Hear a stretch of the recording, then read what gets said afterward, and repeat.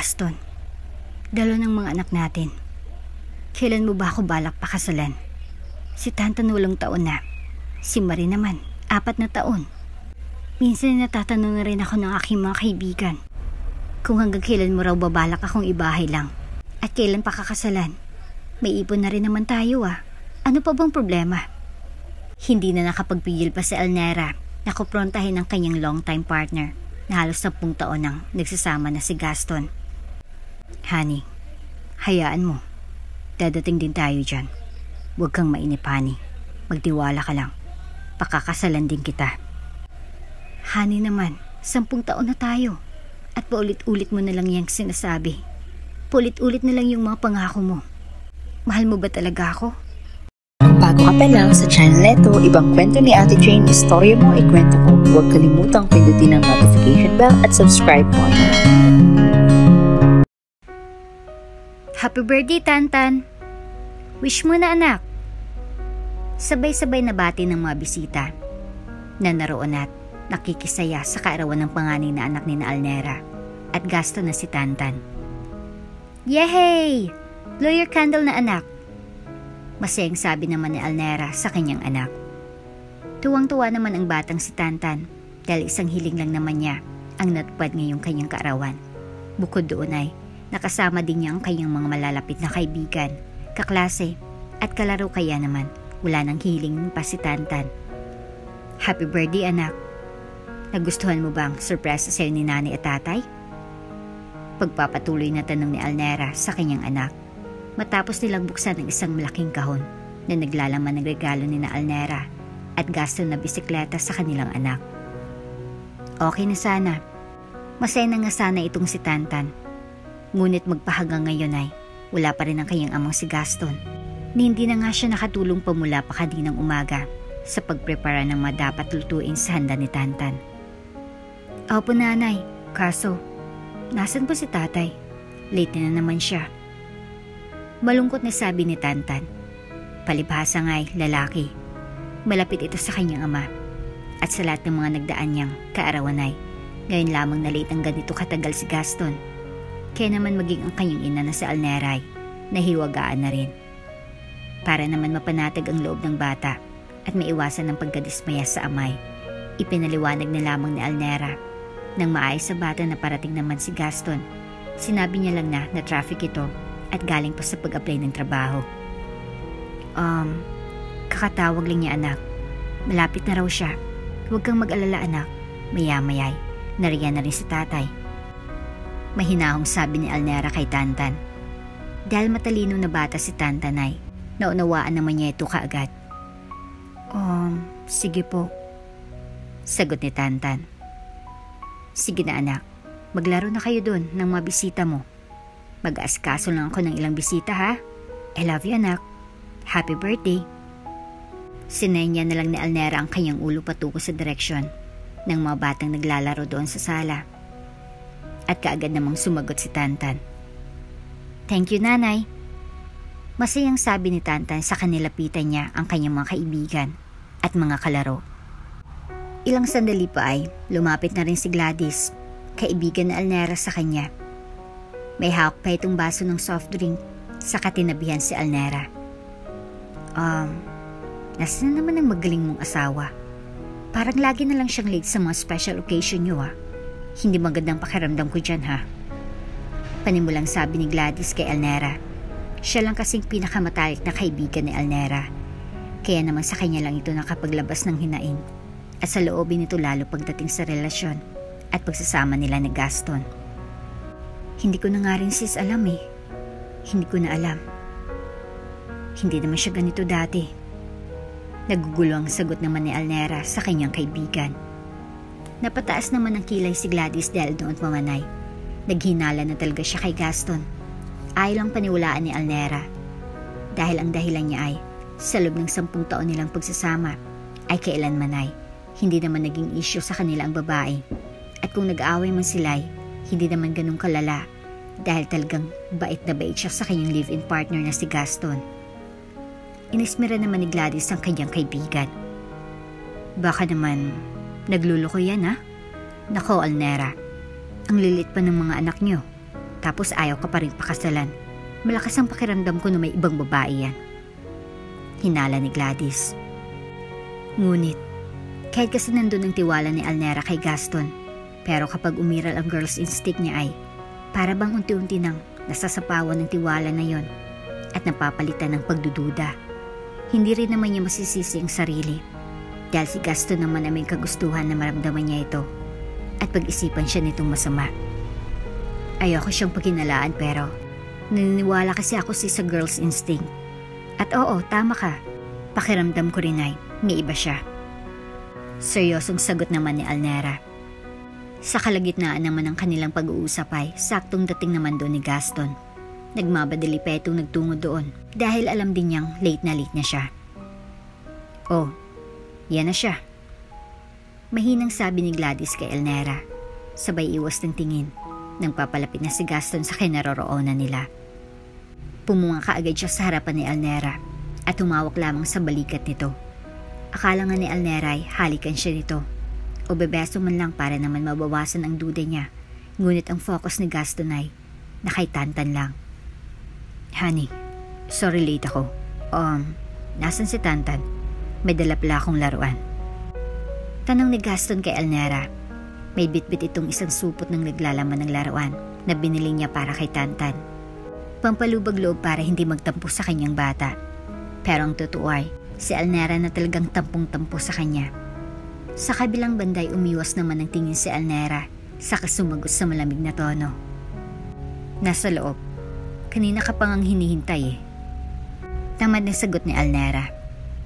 Ngumiti lang si Gaston saka nagpaalam na rin pumasok sa loob.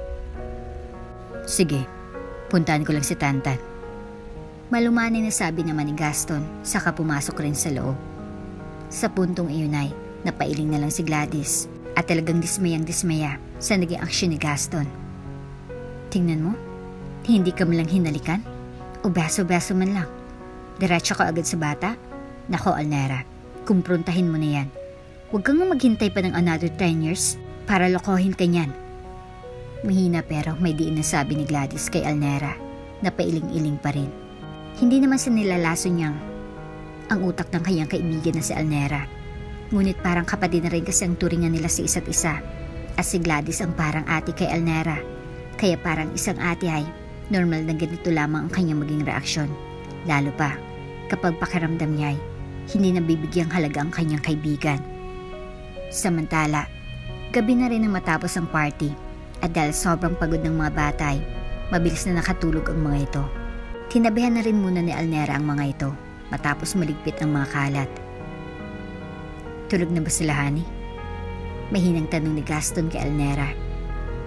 Oo, kakatulog lang. Tugon naman niya. Marahan siyang bumangon mula sa pagkakahiga.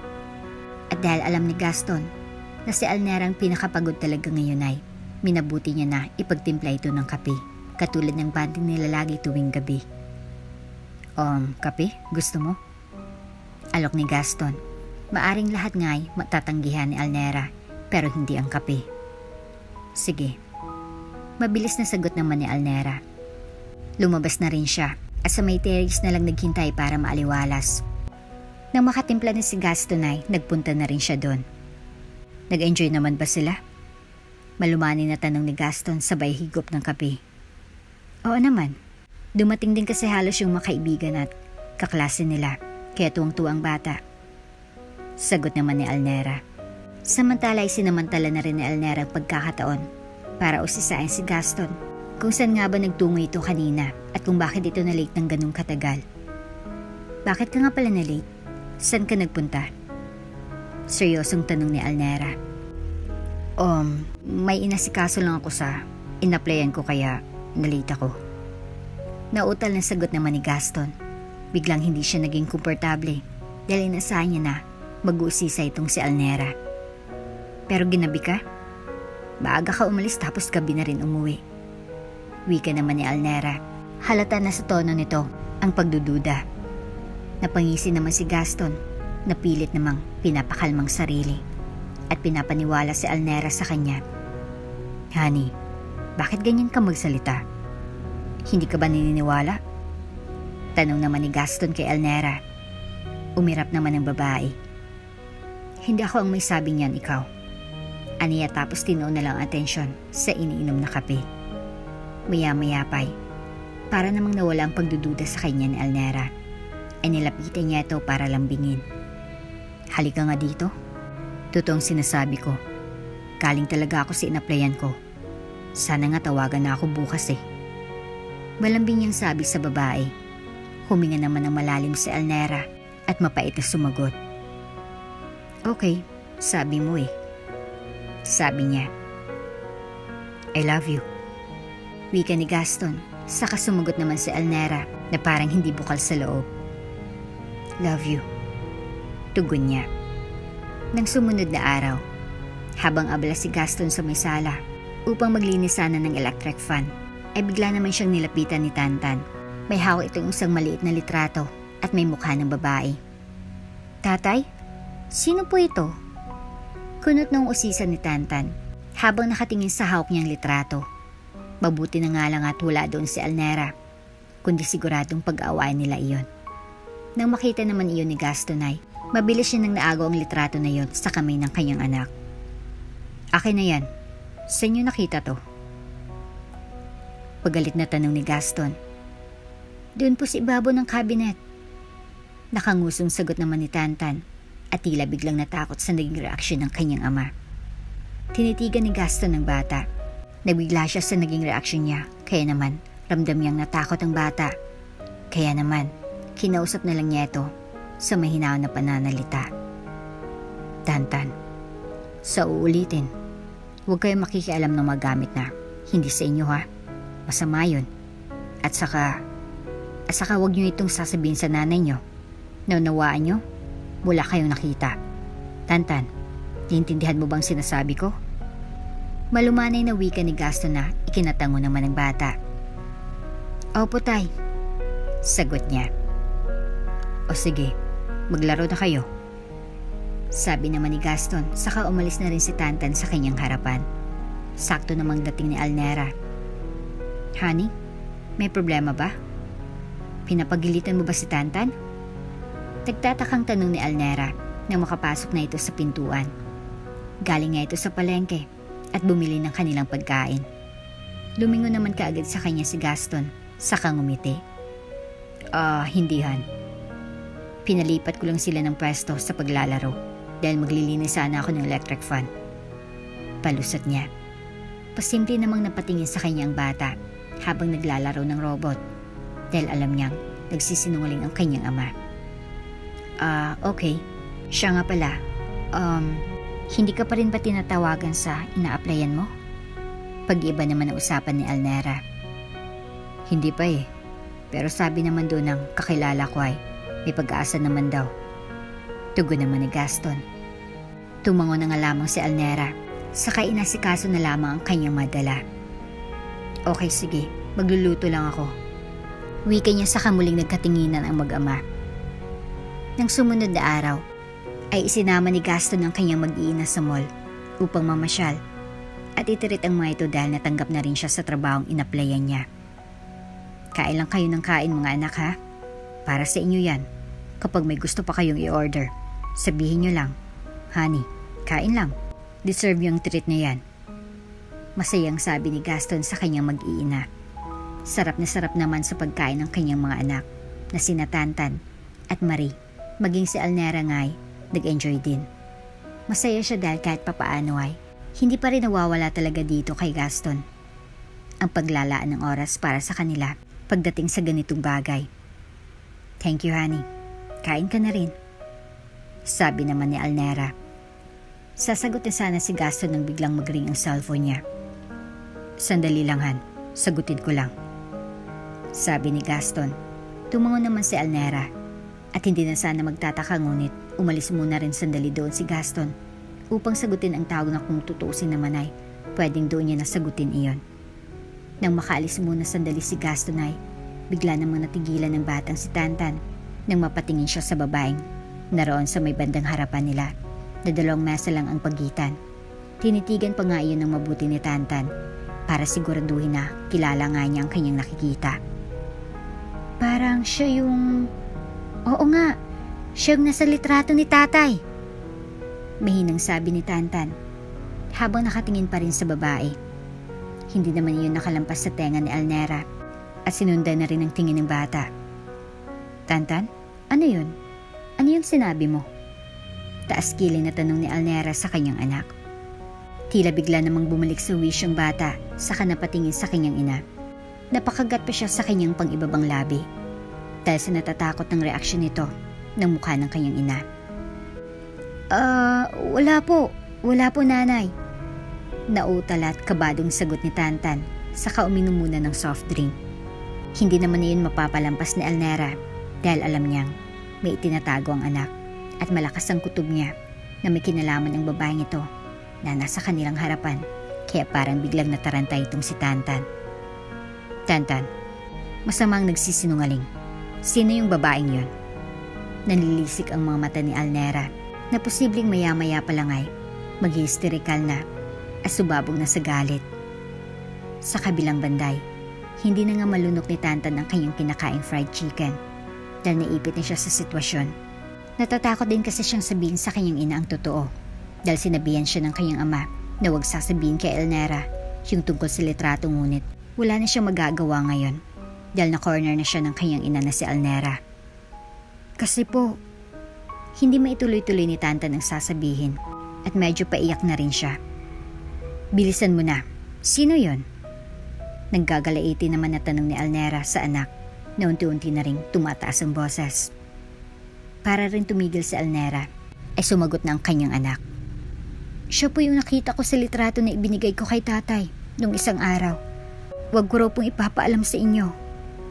Takot na pagtatapat ni Tantan. Bahagyang lumuwag ang reaksyon ng mukha ni Alnera, saka nagdilim ang itsura. Mas bumilis ang tibok ng puso niya at sa mga oras na iyon ay sigurado siyang wala na siyang gana pang kumain. Sigurado ka bang siya yun? Seryosong tanong ni Alnera sa kanyang anak, pero sa mababa ng tono. Opo nanay. Mahinang tugon naman ni Tantan, saka ibinaba na rin ang hawak niyang fried chicken na tila ba nawala na rin ng ganang kumain. Ilang sandali pa ay bumalik ng muli doon si Gaston. Oh, kain pa kayo. Honey, dessert gusto mo? O order pa ako? Nakangiti niyang alok sa mga ito, ngunit iba ng timpla ng mukha ni Alnera. Magkakrus na ang kanyang dalawang braso at malaya nang nakasandal sa may pintuan. Diretso lang din ang tingin nito dahil kumukulo na talagang dugo niya. Sige na, puntahan mo na. Biglang sabi ni Alnera na ipinagtaka naman ni Gaston. Ha? Honey, anong sinasabi mo? Nagtatakang tanong ni Gaston. Ngumisi naman si Alnera. Pwede ba, Gaston? Huwag ka nang mahiya. Ayos lang sa akin. Ayos lang sa amin ng mga bata. Sige na, puntahan mo na yung babaeng yun. Litanya ni Alnera, sabay turo sa babaeng kanina pa niyang tinititigan ng masama. Napakunot noon naman si Gaston sa kasinundan ng tingin ni Alnera. Sino bang tinutukoy mo? Tanong niya sabay lingin sa kanyang likuran. Pagkatingin niyang iyon, wala pang ilang segundo ay nataranta niya ng binuot ang kanyang bunsong anak na si Marie, saka pinagmamadali na ang mga itong tumayo at umalis. Tara na. Mina ngunit may diing utos din ni Gaston. Tagmatigas naman si Alnera, pero nakatayo na rin. Ano? Aalis ka kaagad? Hindi mo malang lalapitan? O baka naman gusto mong ako pang lumapit? Paghahamon. Nagbago naman ang itsura ni Gaston na namumula na ang mga mata sa galit. Alnera, halika na. May diin niyang sabi. Ngunit pilit pa rin nagpupumiglas ang babae. Bitawan mo ako, manloloko ka. May diin din ang kanyang sagot kay Gaston. Saka nauna na rin lumabas ng kainang yon na sinamaan pa ng tingin yung babae kahit hindi ito nakatingin sa kanya. Dali-dali na rin sumunod sina Gaston. Bit-bit ang kanyang mga anak at hindi na lumingon pa. Mula sa biyahe hanggang sa makauwi sila sa kanilang bahay ay tahimik lang sina Gaston at Alnera at hindi nag-uusap. Pagkapasok pa lang nila sa bahay ay inutusan kaagad ni Alnera ang kanilang anak na si Tantan na pumasok na sa silid nito. Tantan, pumasok na kayo sa kwarto nyo. Paggalit na utos ni Alnera kay Tantan at dahil sa takot ay sumunod naman kaagad ang bata Nang makaalis ng mga anak ay, hindi na rin nagpaligoy-ligoy pa sa Alnera at wala nang pinalampas pa na segundo. Bagkus ay, kinumpronta na si Gaston. Ngayon ka magpaliwanag sa akin. Ngayon mo sabihin ang tunay na dahilan mo kung bakit. Kung bakit ayaw mo akong pakasalan. Dahil ba sa kanya? Dahil ba sa babaeng yun ha, Gaston? Sagutin mo ako. Hindi na nga nakapagpigil pa si Alnera sa kanyang emosyon. Kaya naman kahit malayo sa tunay niyang personalidad ay napasigaw na rin siya, dala ng matinding bugso ng damdamin. Nanatili namang kalmado si Gaston. Alam yung nag-uumusbok ngayon sa galit si Alnera, ngunit mananatili pa rin siyang kalmado. At nagdesisyon na hindi sasalubungin pa ang galit nito. Alnera, huminahon ka. Hinaan mo yung boses mo, baka marinig ka ng mga bata. May hinaong sambit ni Gaston.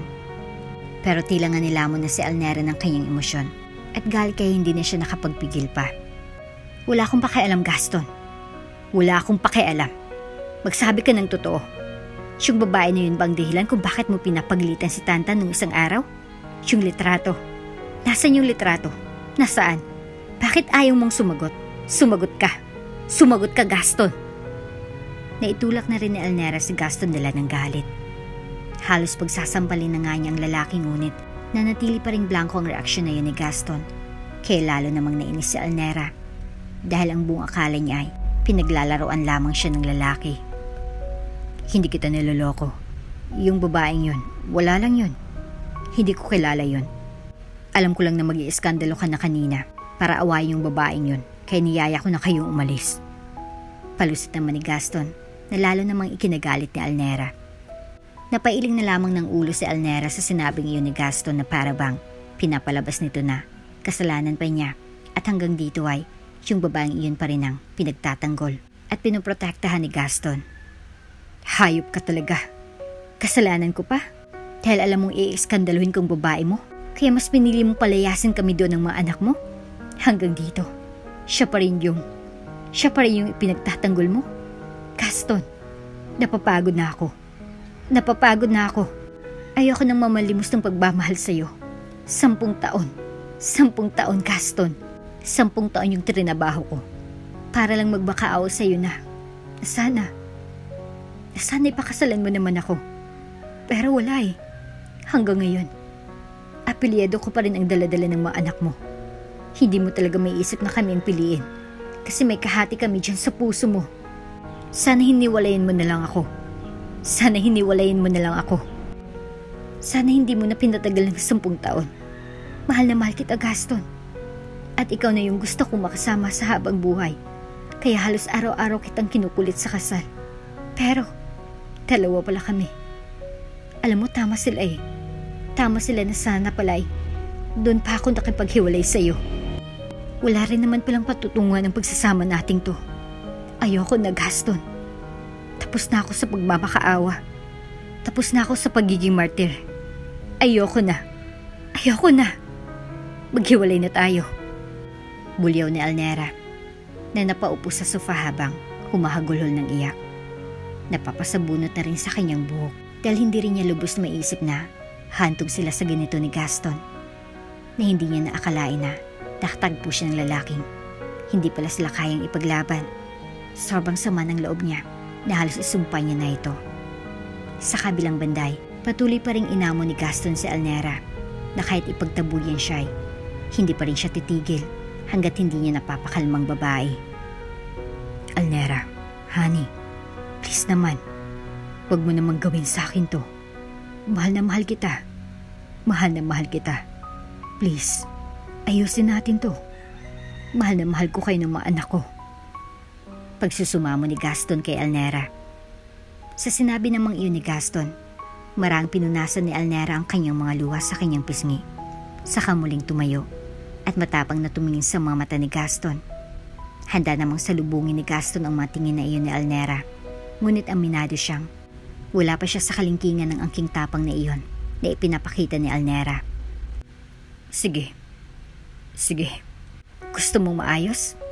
Sige. Ayusin natin to. Sa huling pagkakataon, Gaston.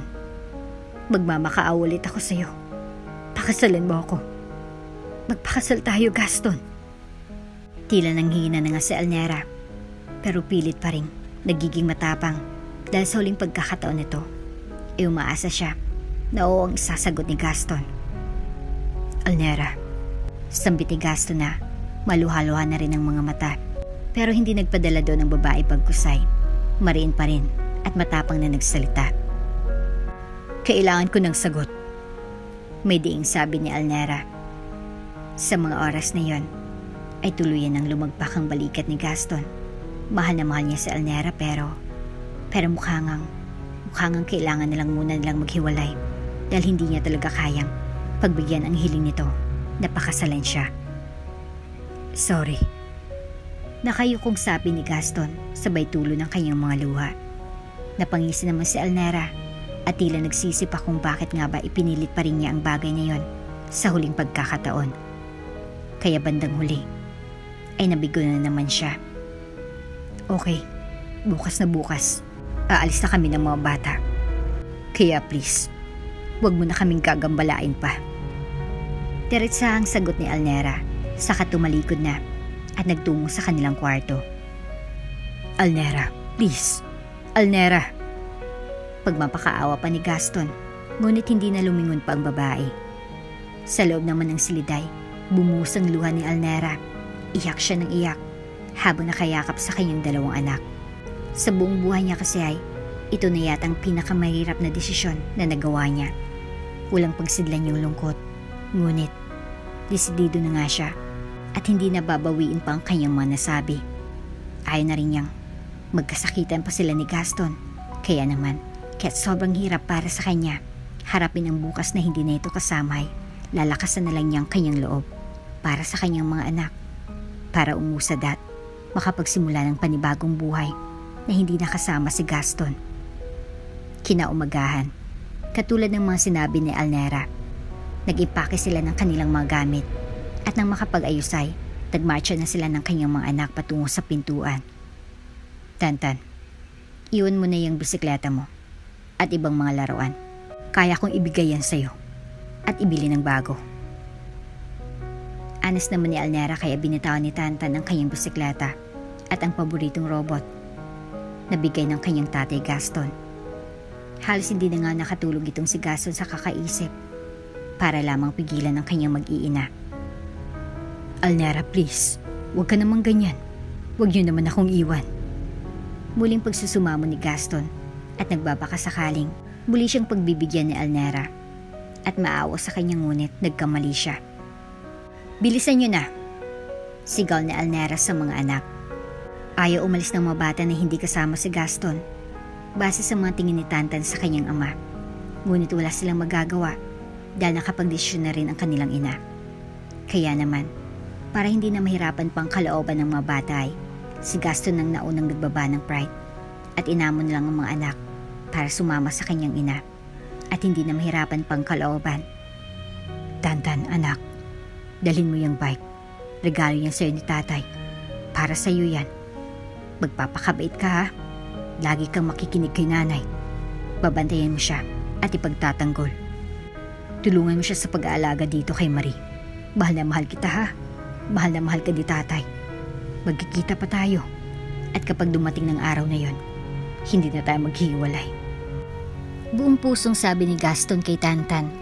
Kaya naman tuluyan ng umiyak ang bata at yumakap sa kanya. Tatay, sumama ka na sa amin, tatay. Umiyak na sambit ni Tantan sa kanyang ama habang nakayakap pa rin dito. Napapayak na nga rin si Alnera pero pilit niyang pinipigilan dahil pagod na rin siya. Wala na siyang luha na may lalabas pa. Hindi, wala silang dadalhin na galing sa'yo para hindi na rin maging mahirap para sa kanila ang mag-move on. Halina kayo. Pagmamatigas ni Alnera, saka kinuha ng kamay ni Tantan. Tatay! Tatay! Umiiyak na sambit ni Tantan.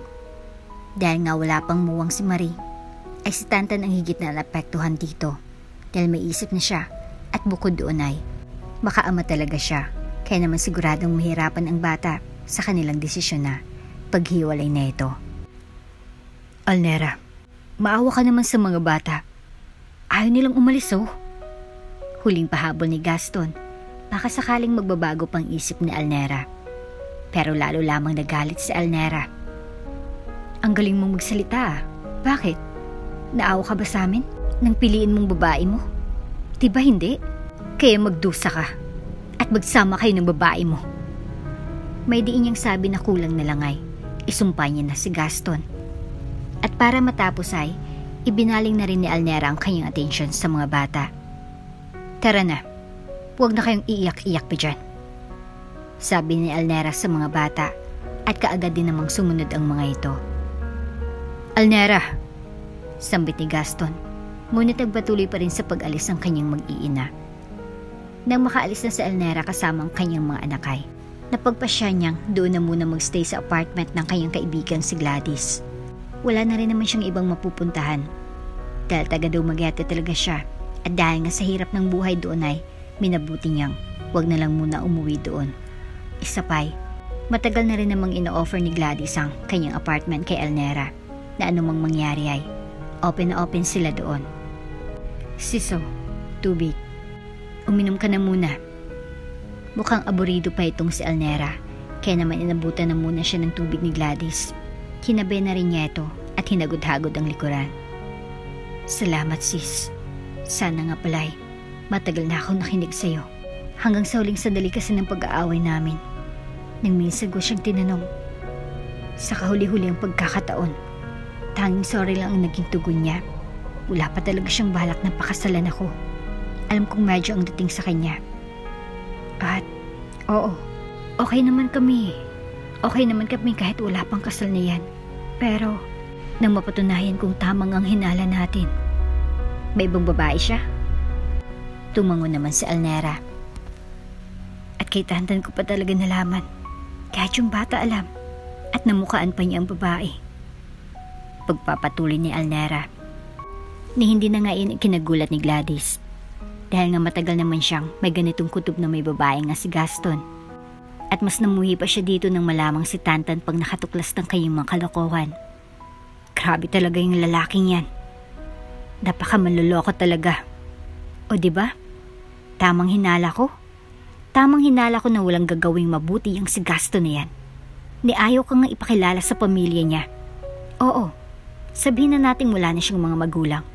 Kahit man lang sa mga kamag-anak niya, imposibleng wala. Kaya tama lang talagang naging desisyon mo na makipaghiwalay na. Sus ko, ang ganda-ganda mo Alnera. May pinag-aralan at matalino. Marami pang magkakagusto sa iyo na mas mabait at mas mayaman kaysa dyan kay Gaston. At saka, huwag kang mag-alala. Kung iniisip mo ay ang panimula niyo ng mga bata, nandito lang ako. Hindi ko kayo pababayaan. Tutulungan ko kayo, okay? Buong pusong sabi ni Gladys sa kanyang kaibigan. Kahit nalulungkot pa rin dahil sa nangyayari ay nagpapasalamat pa rin si Alnera dahil nagkaroon siya ng kaibigan na katulad ni Gladys na tunay na maaasahan sa lahat ng bagay at sa lahat ng pagkakataon. Matapos noon, ng mga sumunod na araw ay nagsimula na rin maghanap ng trabaho si Alnera. Natapos din naman siya ng pag-aaral at matalino rin naman kaya madali din siyang makakahanap ng trabaho. At sa kagandahang palad ay unang kumpanya pa nga lang ang napupuntahan niya upang magpasa ng resume ay na-hired on the spot niya siya. You're hired, Miss Alnera. Nakangiting wika ng manager along with the HR. Ikinagalak naman ito ni Alnera dahil sa wakas ay makapagtrabaho na rin ulit siya. Sa katunayan ay pangalawang trabaho niya ito buhat ng maghiwalay sila ni Gaston. Kaya labis siyang nagpapasalamat sa Panginoon. Lalo pa ngayon na siya nang susuporta sa kanyang mga anak. Thank you so much, ma'am. Sobrang laking tulong po nito sa akin. Pasasalamat naman ni Alnera. Tuwang-tuwa ang kanyang puso dahil sa wakas ay may pansuporta na siya sa kanyang mga anak. Matagal-tagal na rin kasi buhat nang makapagtrabaho siya dahil si Gaston rin naman ang nagpahinto sa kanya. Dahil nga sabi niya ay siya nang bahalang bumuhay sa mga ito. Natupad naman nga ni Gaston ang kanyang responsibilidad sa mga ito. At walang naging problema sa gastusin. Diyan nga lang, nagka-problema naman sila sa babae. Kaya wala ring nangyari. Maaari ka na magsimula bukas, Miss Alnera. Dahil kumpleto na rin naman ang mga requirements mo. Dagdag ng manager at kaagad namang sumagot si Alnera. Maraming salamat po. Sagot ni Alnera. Hindi mapigilan ni Alnera ang ma-excite at magpasalamat dahil sa wakas ay meron na rin siyang trabaho. Pansamantala rin muna ay doon sila nakatira ngayon kina Gladys. At sakto namang work from home ang kaibigan niya ay may makakapagbantay din sa mga bata. Nang sumunod na araw ay pusturang-pustura sa Alnera at ayos na animoy, isang high-class na sekretary. Nakaskirt na maiksi at polo blouse na pangtaas. Fitted ang kanyang suot kaya naman bakat na bakat ang makorba at maganda nitong hulma ng katawan na talaga namang kinahumalingan ng mga kalalakihan at kinainggitan naman ng mga kababaihan. Sabi pa nga nila ay para raw hindi nanganak itong si Alnera dahil maganda pa rin talagang hubog ng kanyang katawan. Swerte nga rin itong si Gaston dahil siyang nakauna kay Alnera, ngunit sinayang din naman niya. Sa kabilang banday, hindi pa namimit ng personal ni Alnera ang kanyang magiging boss at CEO ng kumpanya na si Aldrich Montana. Via phone ko lang naman kasi nung na-interview siya nito kaya hindi pa nila nakikita ang isa't isa. Si Aldrich Montana naman ang nag-iisang tagapagmana ng Montanas Corporation at ang natitirang tagapagmana ng mga Montana. Nagkaroon na rin siya ng nobya ngunit hindi sila nagtagal dahil nilalamon ni Eva, best friend ni Aldrich, ang utak ng lalaki. Malaki kasi ang pagkagusto nito kay Aldrich kaya gagawin niyang lahat, mabakuran lamang si Aldrich kaya't wala naman talagang nararamdaman ang lalaki para sa kanya. Samantala, dumating naman ng mas maaga pa sa opisina si Alnera dahil bukod sa excited siya ay nakakaramdam din siya ng kaba dahil nga ito ang kanyang unang trabaho matapos ang mahabang panahon. Hindi rin niya alam kung anong pag-uugali ng meron ang kanyang boss kaya ngayon ay sobrang talaga ang kaba sa kanyang puso. Ilang sandali pa lamang ay unti-unti nang nagsisidatingan ng mga empleyado. Naroon naman si Alnera nakaupo sa lobby kaya nadadaanan siya ng mga ito. Hindi naman maiwasan ng mga empleyado na mapatingin sa angking ganda ni Alnera at lumikha ng mga bulong-bulungan. Nilapitan na rin siya ng mga ito. Hi miss, ikaw po ba yung bagong sekretary? Nakangiting tanong isang empleyado sa kanya. Tumango naman si Alnera, saka nagbigay ng isang magandang ngiti, kaya lalong lumutang ang kagandahan nito. Opo, ako nga po. Ako nga pala po si Alnera Asuncion.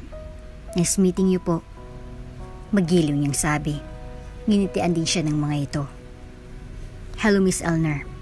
We're from marketing department. Sige po, mauna na po kami. Padating na rin po siguro ang HR. Sige po.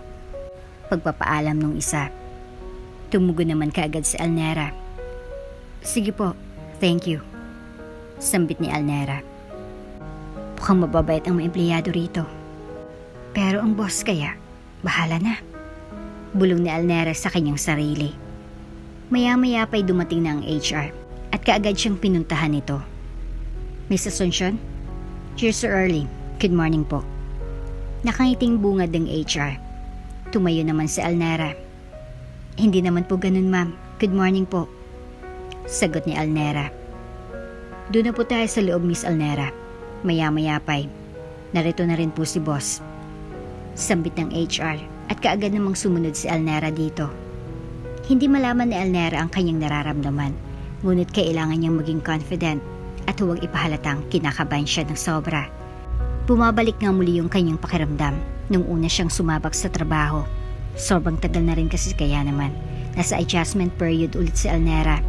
Parang bigla may kung anong kumukulo sa kanyang tiyan at bigla na lamang namamawis at manlalamig ang mga kamay. Pero she still needs to be calm para mas maunawaan niya ang kanyang unang magiging task at magawa ito ng maayos nang sa ganun ay hindi madismaya ang kanyang boss. Isinama na muna siya ng HR sa HR department para kolektahin ng iba pang nitong mga dokumento at para na rin i-briefing. Sa pagkakataong iyon ay hindi naman napigilan pa ni Alnera ang mag-usisa sa HR patungkol sa kanyang magiging boss na si Sir Aldrich Montana. Ma'am, maaari po ba akong magtanong? Panimulang tanong ni Alnera sa HR. Yes, Miss Alnera. Ano po yun? Mabilis na tugon naman ng HR. Kamusta po si Sir Aldrich bilang boss? Tanong ni Alnera at nagsisimula ng mautal. Napangiti naman ng HR. Nako, kung ang inaalala mo ay si Sir Aldrich, huwag ka nang mag-alala dahil sabi nga nila, you're in good hands. Sobrang bait niya ni Sir Aldrich, wala kaming masabi. Sabi ng HR. Tumango naman si Alnera. Mabuti naman pala kung ganun. Kanina pa kasi ako kinakabahan eh.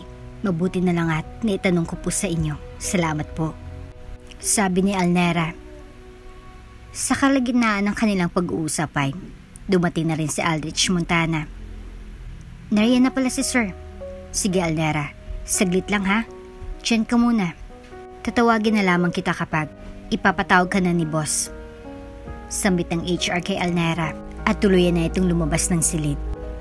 Nababalot kasi ng babasaging salamin ang buong silid kaya kita na lang mga tao sa labas. Ngunit hindi gaanong naaaninaw ni Alnera ang itsura ni Aldrich. Dahil sa nakatalikod dito kaya mas lalo siyang napaisip kung anong itsura ng lalaki. Ilang saglit pa muli nang bumalik ang HR at pinapatawag na ni Aldrich si Alnera. Miss Alnera, punta na raw po kayo sa office. Sabi ng HR kaya agad na tumayo si Alnera at sumunod rito. Habang binabaybay ang kinaroroonan ng opisina ng boss na nasa dulo pa ng buong silid, ay hindi naman maiwasan na mapatingin siya sa mga empleyadong naroon. Nakita niya muli yung mga babaeng nakausap niya kanina na mga taga-marketing dep at muli siyang ninitian ng mga ito. Maya-maya pa'y narating na nilang opisina ni Aldrich. Kumatok muna ang HR bago pumasok sa loob. Sir Aldrich, narito na po si Miss Alnera. Bungad ng HR at tuluyan na silang pumasok sa loob. Nakatalikod pa si Aldrich ng mga oras na yun habang inaayos ang kanyang necktie. Pagharap niya ay tila kulang na lamang ay malaglag ang kanyang panga nang masilayan si Alnera. Natigilan siya ng ilang segundo at napuna naman ito kaagad ng HR. Sir, siya po si Miss Alnera Asuncion, your new secretary. Saad ng HR. Ilang sandali pa bumalik sa ulirat si Aldrich at nagsimula ng magsalita. Good morning. Please, have a seat. Bing, miwan mo na kami. Ipapatawag na lang kita. Wika ni Sir Aldrich at mabilis na rin namang sumunod ang HR. Sa pagkasabing iyon ni Aldrich ay umupo na rin si Alnera sa upuang nasa harapan ng babasaging table ni Aldrich. So, you're Miss Alnera Asuncion, right? Tanong ni Aldrich habang nakatingin sa hawak niyang resume ni Alnera. Yes po, Sir Aldrich. Tugon naman ni Alnera. Is this your first time in a secretarial position? Muling tanong ni Aldrich kay Alnera. Mabilis namang sumagot ang babae. Yes, sir. This is my first time po to apply as a secretary. Matapat na sagot naman ni Alnera. Are you nervous? Muling pag-uusisan ni Aldrich sa babae. Huminga naman ng malalim si Alnera, saka sumagot. Medyo po, sir, pero kaya naman po. Utal niyang tugon. Nginitian naman siya ni Aldrich. Namula naman ang mga pisngi ni Alnera nang masilayan iyon. Hindi niya may tatangging. May angking kagwapuhan ng lalaki kaya halos lahat ng empleyado ay nahumaling dito. Gwapo na, babait pa. At ngayon din niya naunawaan ng ikwento ng HR patungkol doon sa Eva na best friend nito na dapat lang talaga niyang bakuran si Aldrich dahil tila wala na siyang mahanap pa na katulad nito. Ngunit, bigla naman din niyang naalala ang kanyang dating ka-live-in na si Gaston. Sa katunayan, ay mahal pa rin naman niyang lalaki ngunit hindi kasi siya makakausad kung hindi niya ito kakalimutan at iyon ang unti-unti niyang gagawin. Don't be. We're here to help and guide you. Hindi ka namin pababayaan. Sabi mo nga na first time mo, kaya okay lang na magkamali ka sa una but still, you need to learn from that mistakes. Clear ba tayo ron? Paliwanag ni Aldrich. Ngumiti naman si Alnera. Yes po, sir. Naunawaan ko po. Thank you po. Tugon naman ni Alnera. Okay, your first task is to make the minutes of the meeting and schedule my 4 meetings for today. Mga investors yan, kaya dapat lahat ay ma-accommodate natin. You can work over there sa nakikita ko. Okay? Ipapaayos ko na lang kay Bing para komportable ka ron. Aniya. Okay, sir. I'll do that po. Thank you po. sabi ni Alnera sa katuluyan ng lumabas ng silid. Matapos ipaayos ni Bing ang magiging cubicle ni Alnera, nagsimula ng dalaga na magtrabaho. Aminin man niya o sa hindi ay, isa na rin siya sa nahulog sa patibo ni Aldrich. Ngunit sa tuwing maiisip niya ang tunay na dahilan niya kung bakit siya bumalik sa pagtatrabaho ay pinipigilan na rin niya ang kanyang emosyon at sarili. He's too nice with her. Kaya naisip ni Alnera na talagang napakaswerte niya dahil natapat siya sa mabait na boss. Napatingin naman si Alnera kay Aldrich dahil kaharap niya mismong opisina nito hanggang sa kinaupuan ng kanyang boss. Nahuli niya itong nakatingin sa kanya, ngunit binabaliwala na lamang niya ito. Nang matapos siya ay binigay niya na ito kaagad kay Aldrich upang ipacheck. It's good. Okay. Just ready the conference room because they're on their way na. Nakumbinsi naman si Aldrich sa ginawa ni Alnera kaya pinaayos na nito kaagad ang room na pagmimitingan nila. Nang mga sumunod na araw ay mas napapabuti ang trabaho ni Alnera. Napapansin na rin ni Alnera na tila may iba na sa pinapakita sa kanya si Aldrich, lalo na pagkausapin siya ng ibang mga empleyado na ibang treatment sa kanya kaysa sa mga nagdaang mga sekretarya. He's too protective pagdating kay Alnera at yung sinseridad ng lalaki at comfort ang hindi naramdaman ni Alnera kay Gaston. Halos 3 buwan na rin dun si Alnera. So far, so good pagdating sa kanyang trabaho. Isinasama na rin niya si Alnera sa mga business trips nito, maging sa mga personal nitong lakad ay gusto niyang kasama pa rin ang babae. Samantala, dahil marami pang kailangang tapusin ni Alnera, nagpaalam na muna siya sa kanyang boss na mag-overtime na muna siya. Nagboluntaryo naman si Aldrich na doon na lang din muna siya at nagpalusot pa na may mga tatapusin din daw siya, pero ang totoo ay gusto lang niya talagang masamahan si Alnera. Tatapusin ko lang po ito, pero kung naiinip po kayo, maaari po kayong umalis. Hindi naman po ako kailangang bantayan dito, sabi ni Alnera. Just let me, okay? Sige na, tapusin mo na yan. Sagot naman ni Aldrich at doon na lamang naghintay sa loob ng kanyang opisina para tanaw pa rin niya si Alnera. Hindi naman makakilos at makatrabaho ng ayos si Alnera dahil sa kulang na lamang ay matunaw na siya sa matitig ni Aldrich. Habang abala siya sa pagtitipa sa kanyang computer ay hindi naman niya maiwasang hindi mapatingin kay Aldrich na ilang oras na rin nakatitig sa kanya. Hindi niya lubos sa kalaing magtsatsagang maghintay si Aldrich sa kanya kahit wala naman itong ginagawa sa kanyang opisina maliban sa pag-ubos ng oras sa pagtitig kay Alnera. Ilang oras na rin ang nakalilipas ngunit hindi pa rin tapos si Alnera. Tambak pa rin ang kanyang gawain at tila walang pag-asang matapos ngayon. Kaya tumayo na si Aldrich at pinuntahan na si Alnera sa cubicle nito. Come on, bukas na yan, sabi ni Aldrich kay Alnera. Pero sir, pagsasalita pa sana si Alnera nang bigla na lamang siyang papiliin ni Aldrich. Alnera, I care about my employees. Hindi kita pinapatigil kasi naiinip na ako, kundi dahil nakikita kong pagod ka na. And that paperworks, you can do that sa ibang araw. Mamili ka.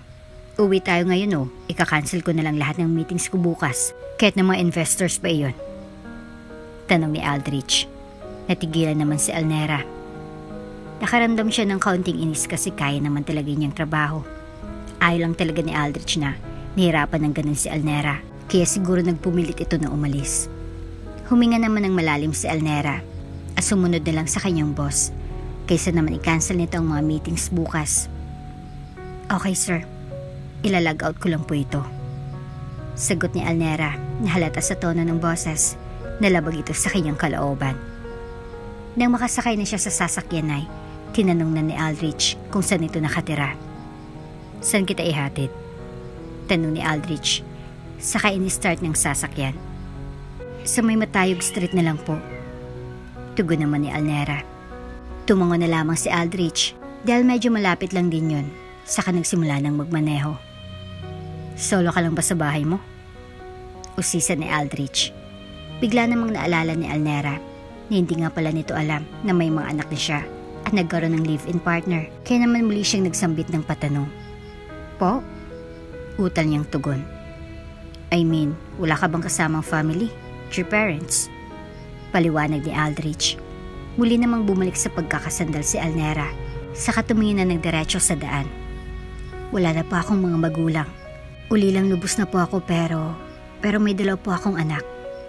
Seryosong sagot ni Alnera, kaya bigla namang natigilan si Aldrich. You mean, married ka na pala? Takang tanong ni Aldrich na para bang may pagkadismaya. Napangiti naman si Alnera. How I wish na pinakasalan niya nga ako. But the truth is, inanakan lang talaga ako pero walang balak pakasalan. Takangisi namang sagot ni Alnera, saka muling bumalik na naman yung sakit.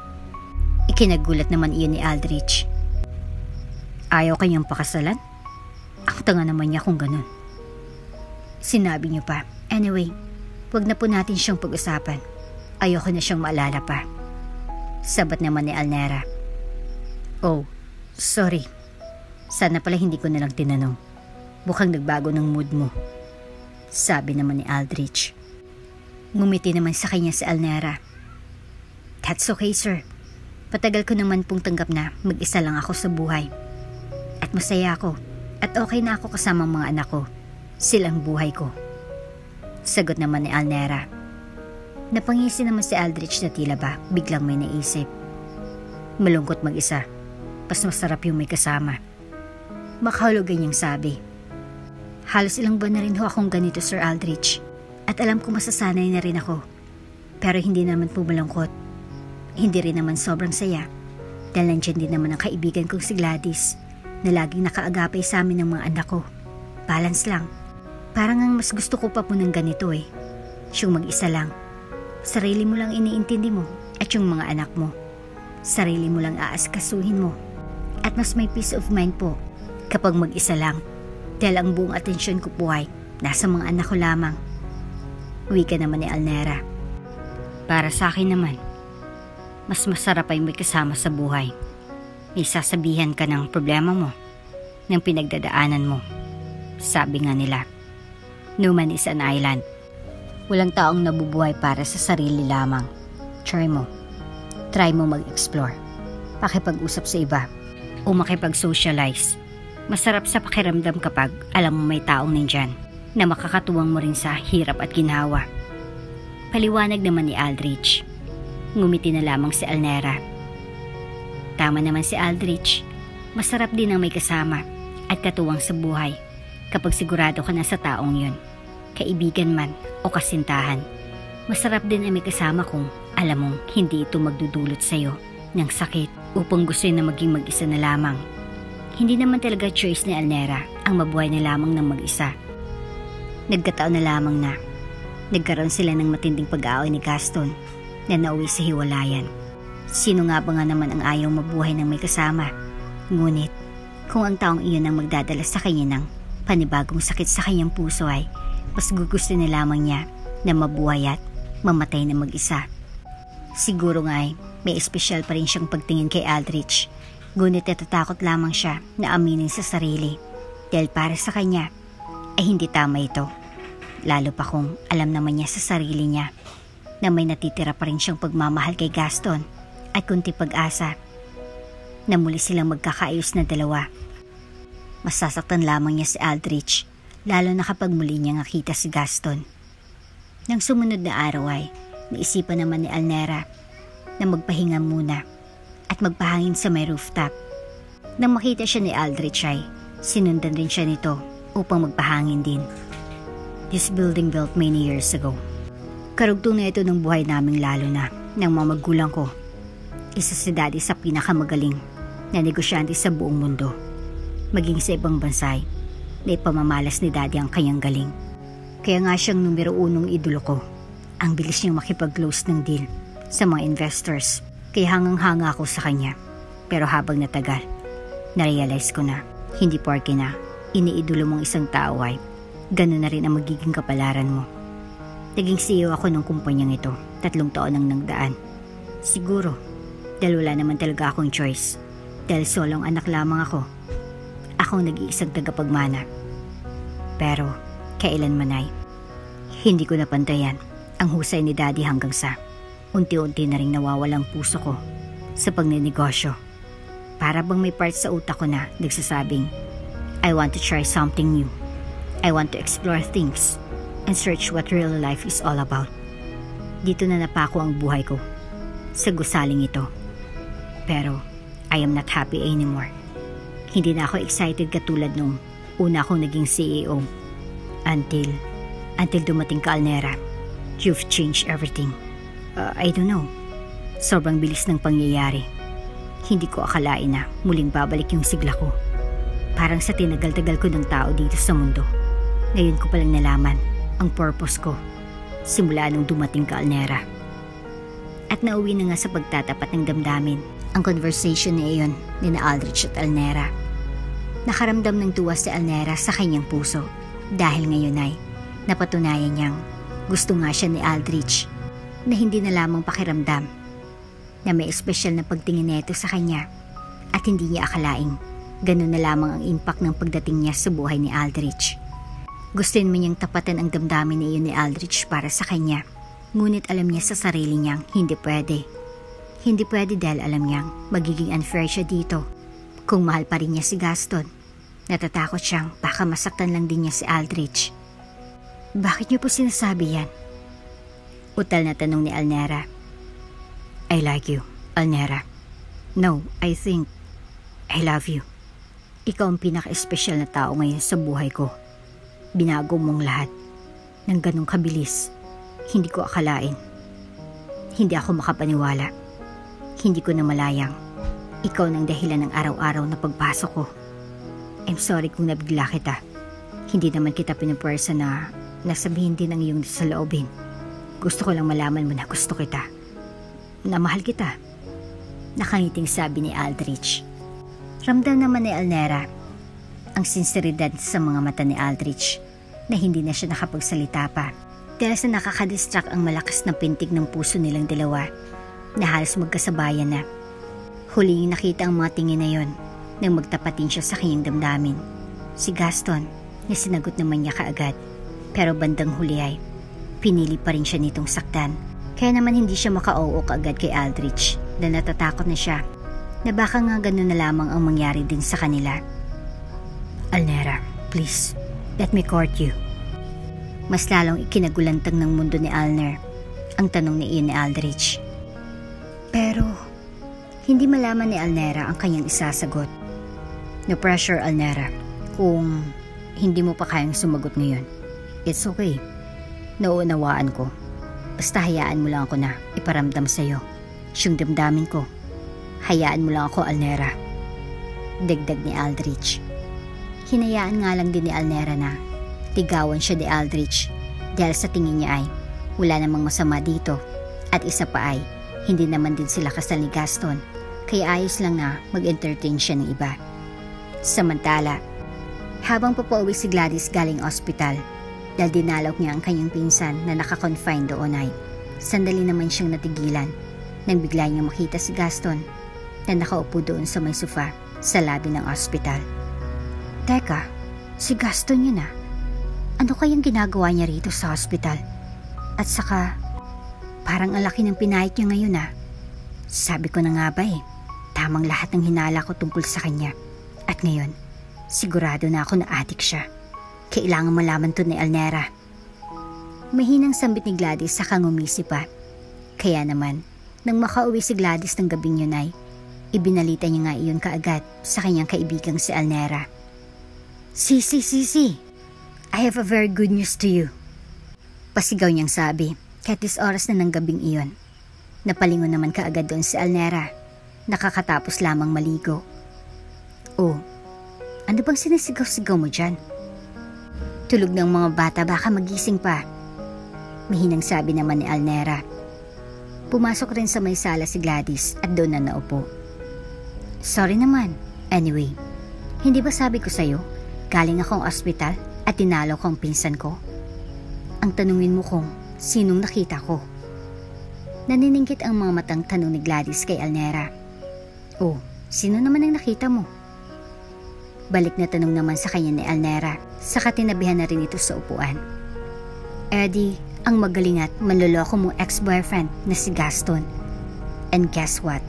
Sobrang laki ng pinayat niya ngayon. Ang laki at itim pa ng eyebags tapos simula yata ng iwan mo ay nakalimutan na rin magpagupit at mag-self-love. Panunukso pa ni Gladys. Tila hindi naman interesado si Alnera sa binalitang iyon ng kaibigan dahil unang-unay ayaw na niyang mapag-usapan pa si Gaston o mabanggit man lang ang pangalan nito doon. Oh, nasa ng good news doon? Taas kilay na tanong naman ni Alnera kay Gladys. Hay nako, slow ka talaga. Ang good news doon is, tama na naman ang hinala ko na hindi lang yung babaero at maluloko kundi adik din siya. Nako, lalo pa ngayon na wala na kayo. Lalo na siguro yung nalulung kaya ganun ang itsura. Sagot naman ni Gladys. Blanco lang namang nakatitig sa kanya ang kanyang kaibigan si Alnera. Okay, iyon lang ba? Ito naman. Sinabi ko lang naman. Alam ko namang ayaw mo na siyang pag-usapan. Sorry. Mabilis namang binawi ni Gladys ang kanyang sinabi nang makita ng ganung itsura ni Alnera. Okay lang yun. Sagot naman ng kanyang kaibigan. Base sa obserba ni Gladys kay Alnera, pawang unti-unti nga itong nakapag-adjust at nakalimot. Napapansin din niya na madalas na itong nakangiti lalo na kapag uwi galing trabaho. Kaya naman hindi maiwasan ni Gladys ang magtaka at punain ito. Teka, bakit parang napapansin ko nitong mga nakarang araw ay iba ng mga ngiti mo? Hindi ka na stress, no? May bago na? Sino? Share mo naman sa akin. Sunod-sunod na sabi ni Gladys na ikinakunot naman ng noon ni Alnera. Share? Ano yan na nakataas ang isang kilay? Gaga, I mean, i-share mo yung kwento, hindi yung lalaki. Tatawa-tawa namang sabi ni Gladys. Baliw, sabi naman ni Alnera at napailing na lang din sa kalokohan ng kanyang kaibigan. So, ano nga yun? Chika mo naman. Pangungulit pa rin ni Gladys. At dahil ngang mapilit itong si Gladys ay napaamin na rin niya si Alnera. Wala, naliligaw lang yung boss ko sa akin. Aniya. Namilog ang mga mata ni Gladys. Hindi siya makapaniwala. Kilala kasi niya ang CEO ng kumpanyang yon. Actually, hindi lang siya kundi ang buong bansa. Kaya naman hindi niya napigilang mag-react ng ganon. Nanliligaw? Yung boss mo? Sa'yo? Yung mayaman na CEO? Tapos wala lang sa'yo? Kaga, sagutin mo na agad-agad. Sabi pa niya kay Alnera. Sa kalagitnaan naman ng kanilang pag-uusap ay biglang umimik mula sa may pinto ng kwarto si Tantan na inakala nilang tulog. Naalimpungatan kasi ang bata dahil sa lakas ng boses ni Gladys. May bago ka ng boyfriend, nanay? Marang tanong ng bata. Nakukusot-kusot pa ng mata. Sabay naman silang napatingin kay Tantan. Kulang na nga lang ay kurutin ni Alnera ang singit nito ni Gladys dahil sa kaingayan at kalakasan ng boses.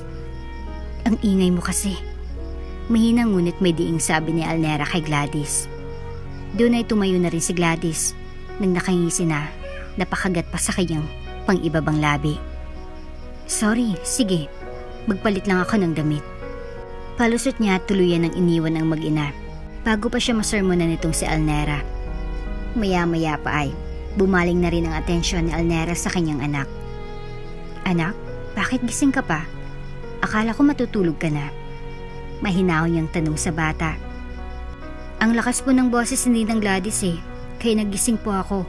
May bago ka ng boyfriend, nanay? Sabi naman ni Tantan. At sa huling tanong nito ay medyo natigilan si Alnera. Kaya naman, pinalapit niya na ang bata sa tabi niya upang ipaliwanag ditong narinig niya. Anak, halika. Halika dito sa tabi ko. Tantan, yung narinig mo kanina. Mula lang yun. Usapan lang yun ng mga matatanda. At saka, kung magmamahal man muli si nanay, syempre, ikaw ang unang makakaalam nun. Paliwanag niya kay Tantan. 8 taong gulang na nga si Tantan. At may mga bagay rin siyang nauunawaan. Hindi man lahat pero sa edad niya ay lumalabas na rin ang iba't ibang emosyon at damdamin, lalo na sa pabago-bagong takbo ng sitwasyon sa kanilang buhay. Maaring kontrolin ni Alnera at baguhin ang nakagisna ng kanyang anak na si Tantan, ngunit hindi ang puso nito. Ang amay, ama pa rin, lalo pat. Sobrang lapit ni Tantan kay Gaston. At iyon ang kailanman ay hindi mababago ni Alnera. Hindi mababago ni Alnera ang katotohanan na si Gaston ang ama ng mga bata at wala naman din ginagawang kasamaan. At kalupitan noon si Gaston, kaya natantan, kaya naman siya pa rin talagang gustong maging ama ng mga ito at muling mabuo ang kanilang pamilya. Nanay, pwede bang wag ka nalang magmahal ulit ng iba? Pwede bang si tatay nalang ulit? Nangungusap ng mga matang tanong ni Tantan sa kanyang ina. Hindi naman akalain ni Alnera na ganun pala kung mag-isip si Tantan. Bigla naman siyang nahabag at nalungkot dahil ang tunay na apektuhan kapag naghiwalay ang mag-asawa o mag-partner ay walang iba kundi ang mga bata. Tantan, may bagay kasi na hindi ko may papaliwanag sa'yo dahil hindi mo pa rin kayang maunawaan ang mga bagay na yon. At saka, huwag kang mag-alala anak.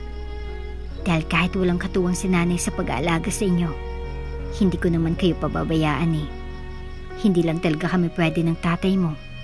At balang araw, munawaan mo rin yon. Paliwanag naman ni Alnera. Nakikinig lang si Tantan pero marami pa rin talagang katanungan sa isip niya. Pero mahal ko po si tatay, Nay. Ayoko pong magkaroon ng bagong tatay. Wika pa ng bata.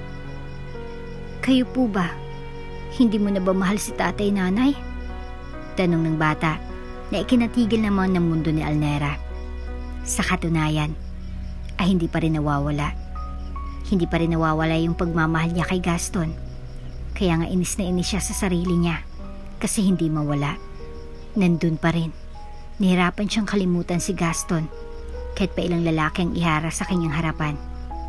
Pero kung ipagpapatuloy niya lang ang pagmamahal na yon, masasaktan lang siya. Lagi lang silang magkakasakitan. Ayaw naman talaga niyang makipaghiwalay eh. Ngunit dalangan ng mga nangyari at nang malaman niyang wala naman talaga siyang balak na gawing legal na asawa ni Gaston sa papel, maging sa mga mata ng Diyos ay mas minabuti na lamang niyang itigil iyon at mas piliin na harapin at pagdaanan ng masakit na proseso ng paghilom. Mahal ko ang tatay mo, anak. Mahal na mahal. Kaya nga kayo nabuo eh. Nabuo kayo dahil sa pagmamahal. Ngunit may mga bagay-bagay na mas gugustin mo na lang itigil kaysa ipagpatuloy pa yung pagsasama nyo dahil araw-araw lang yung magkakasakitan. Hindi na healthy yung ganung pagmamahal, anak. Hindi na healthy kapag lagi nang nasasaktan yung isa. Pero Nay, bakit ba kasi kailangan pang ikasal? Di ba yun lang naman yung pinag-aawayan niyo ni tatay? Anak, sagrado ang kasal kung tunay na mahal ako ng tatay niyo. Kung wala talaga siyang ibang minamahal pa at itinatago, pakakasalan niya ako at saksi ang Diyos doon. Doon ko mapapatunayan na mahal niya talaga ako. Na mahal niya tayo. Pero dahil ayaw niya, sumuko na si nanay. Paliwanag naman ni Alnera. Di ibig sabihin mo, hindi tayo mahal ni tatay kasi ayaw kanyang pakasalan? Mas mahal niya yung babaeng nakita natin sa restaurant? Muling tanong ni Tantan. Alam ni Alnera na mas lalalim lamang ang kanilang pag-uusap. At sa mura pa ng isip ni Tantan ay ayaw na muna itong imulat sa ganung bagay. Kaya naman iniba na lang niya ang usapan. Hay nako anak ko, halika na nga lang kay nanay. Gusto mo bang kwento na lang ulit kita gaya nung maliit ka pa para makatulog ka ng mahimbing? Sabi niya. Malalim na rin ang gabi at ngayon ay inaantok na rin talaga si Tantan. Kaya naman pumayag na rin siya sa alok ng kanyang ina. Sige na nga po nanay. Sabi niya na lang sa kanyang ina. Oh, halika na at tatabihan na rin kita sa pagtulog. At doon ay sabay na nagtungo ang mag-ina sa kanilang kwarto. Samantala, ng mga sumunod na araw, naisipan naman ni Aldrich na yayain itong si Alnera na mag-dinner. Alnera, let's have dinner. Tara, treat ko. Yaya niya sa babae. Nahiya namang sumagot si Alnera. Nako sir, huwag na po. Nakakahiya at baka kung ano pang sabihin ng iba. Sabi niya.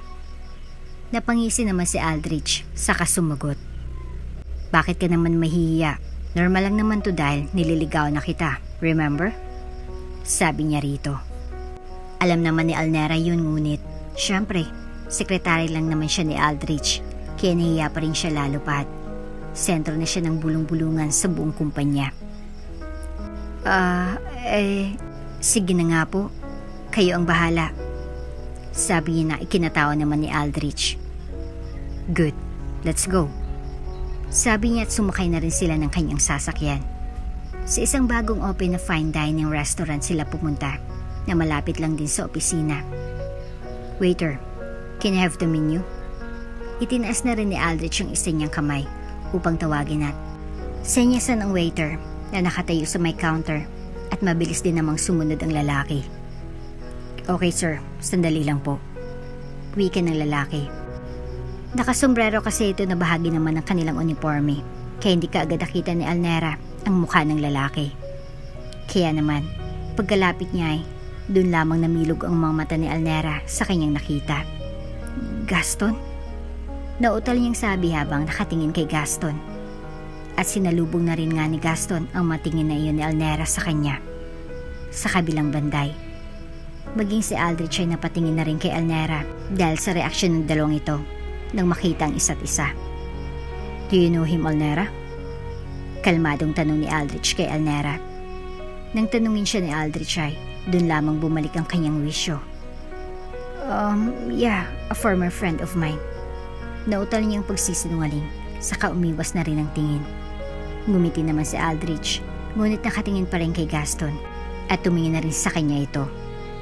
Okay, what a small world. So, pili ka na ng gusto mong kainin. Wika ni Aldrich at total namang sumagot si Alnera. Okay, sabi niya. Hindi mawari ni Alnera ang kanyang nararamdaman. Naiilang kasi siya dahil kahit hindi siya nakatingin kay Gaston ay malalim pa rin itong nakatitig sa kanya. Aminado siyang na-miss niya ang presensya ng lalaki. Ngunit hindi dapat siya magpakita ng kahinaan. Lalo pat, tahimik na nag-oobserba rin sa kanila si Aldrich. Kaya naman, napapalunok na lamang siya ng laway habang nakatuon pa rin ang atensyon sa menu book. Dahil matagal sumagot si Alnera, si Aldrich nang nag-umpisa. Gaano kalaki yung serving nitong tempura? Wala kasi nakalagay. Paano niyang tanong kay Gaston. Ngunit, nanatili pa rin nakatitig si Gaston kay Alnera. Kaya naman hindi niya narinig na nagsalita si Aldrich at tinatanong pala siya. Excuse me? Naririnig mo ba ako? Tanong ni Aldrich kay Gaston. Hindi na rin nga niya nagugustuhan ang kinikilos ng dalawa. At dahil nga sa tanong na iyon ay umiwas na ng tingin si Gaston kay Alnera. Saka sinagot na ang tanong ni Aldrich. Oo sir, pangatlong tao yan. Sabi niya. Okay, bigyan mo muna kami nun. Bumalik ka na lang kapag nakapag-decide na kami ng orderin. Mukhang sa iba rin kasi ang atensyon mo eh. Pasaring ni Aldrich, kaya medyo umagwat na rin ang tingin ni Alnera dahil baka magkagulo pa sa pagitan nilang dalawa. Sige ho, tawagan niyo lang ho ako. Magalang na sagot naman ni Gaston. Nang makatalikod si Gaston at makaalis na ay napatingin naman siya kay Aldrich na tila ba hindi niya nagugustuhan ang nangyari. Ngayon lang niya nakita ang tingin na iyon ni Aldrich na pawang nakakatakot.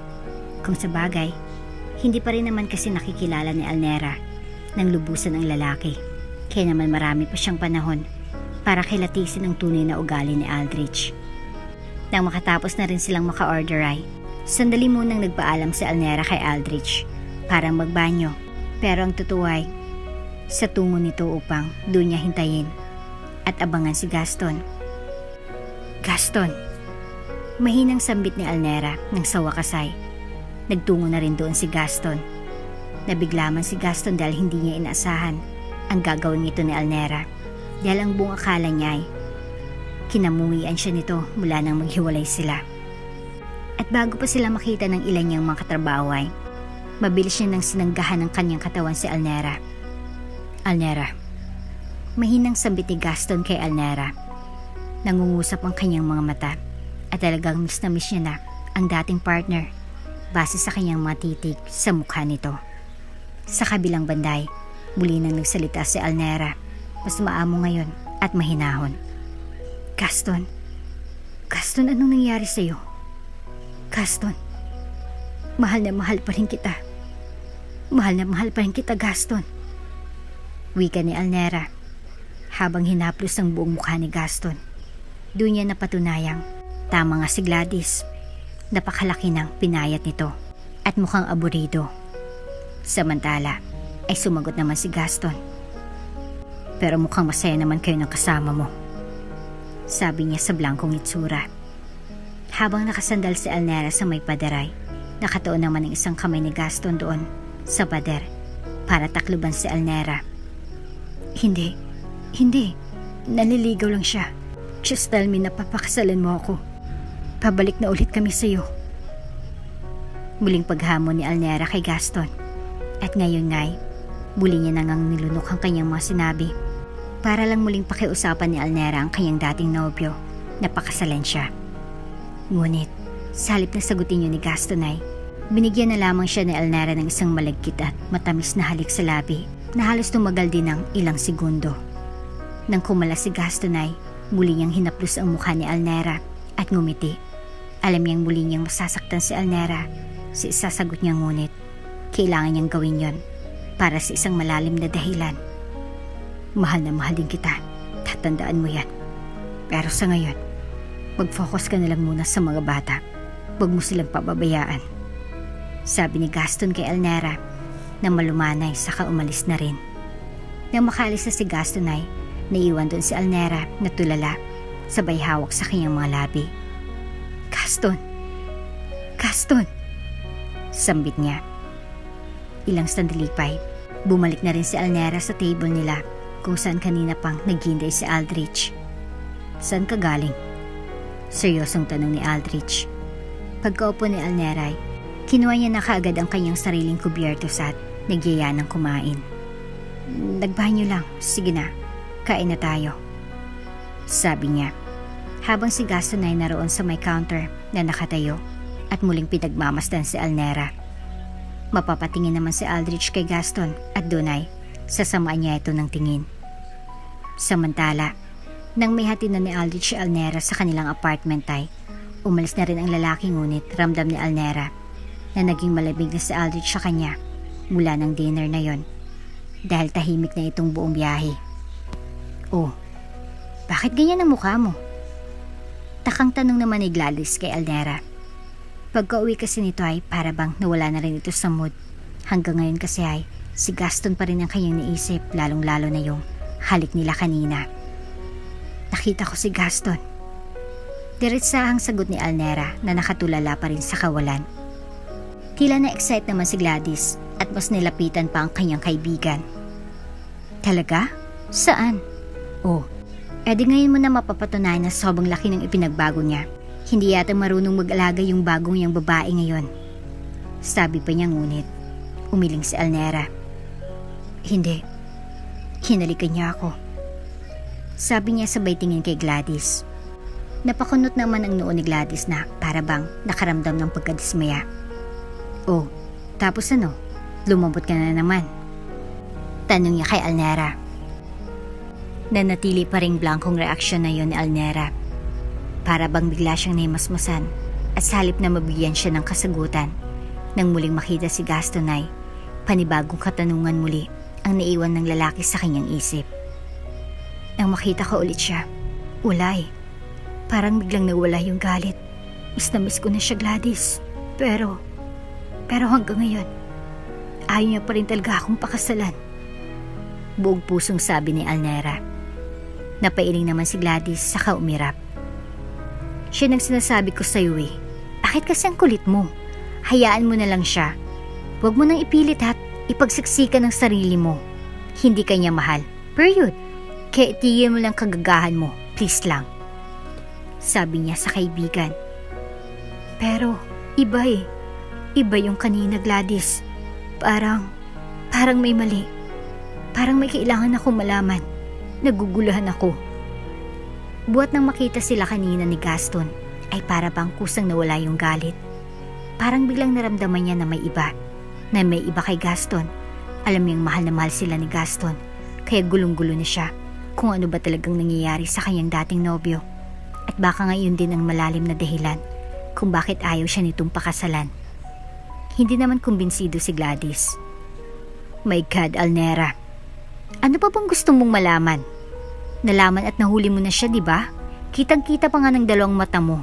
Siyang babae. Tama na, Alnera. Kung makipagbalikan ka pa sa lalaking yan, sobra na talaga ako madidismaya sa'yo.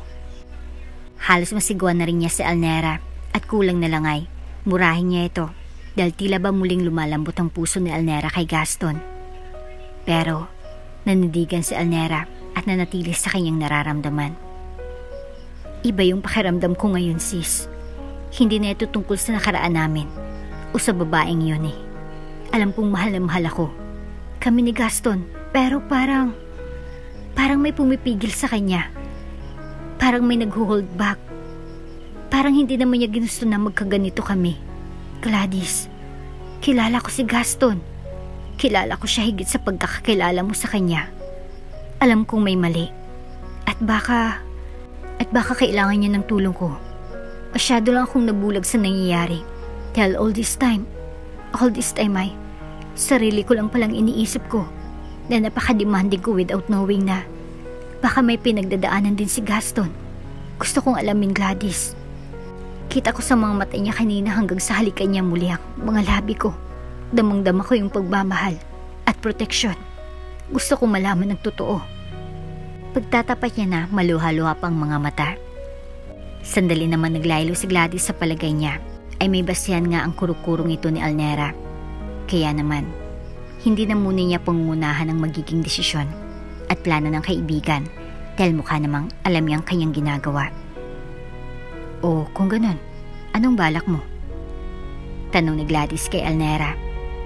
Huminga naman ng malalim si Alnera, saka matapang na tumingin kay Gladys at sumagot. Gusto ko siyang muling makausap. Gusto ko siyang makausap. Matapang na sabi ni Alnera. Samantala, naroon naman si Gaston sa kanilang secret office kasama ng iba pang mga agents na katulad niya.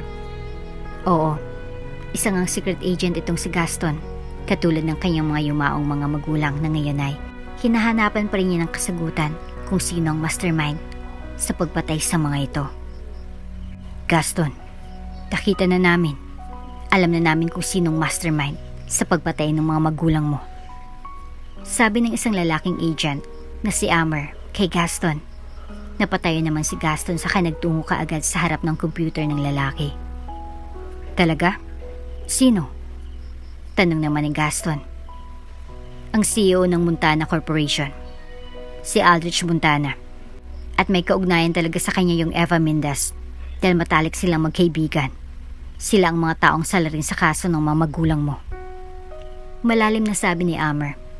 At ang tinutukoy niyang Eva Mendez ay nakita ni Tantan sa litrato na siya ring naroon sa restaurant. Napakunot noon naman si Gaston nang makita ang litrato ni Aldrich. Pinazoom pa niya ito para malinawan ang mukha. Teka, kilala ko to. Kilala kong lalaking yan. Kunot noon niyang sabi. Talaga? Tanong naman ni Amer. Oo, siya nga. Amer, bago kayo kumilos, hintayin niyo munang hudyat ko. Nasa peligrong buhay ng asawa ko. Sabi ni Gaston. Saka naganda na siya para sunduin ang kanyang mag-iina dahil alam niyang nasa peligro ang buhay ng mga ito. Samantala, pauwi na rin sana si Alnera nang harangan siya ni Aldrich sa may parking. Gusto mo bang sumama sa akin sa mansyon, ha, Alnera? Alam ko naman na malapit mo na rin akong sagutin.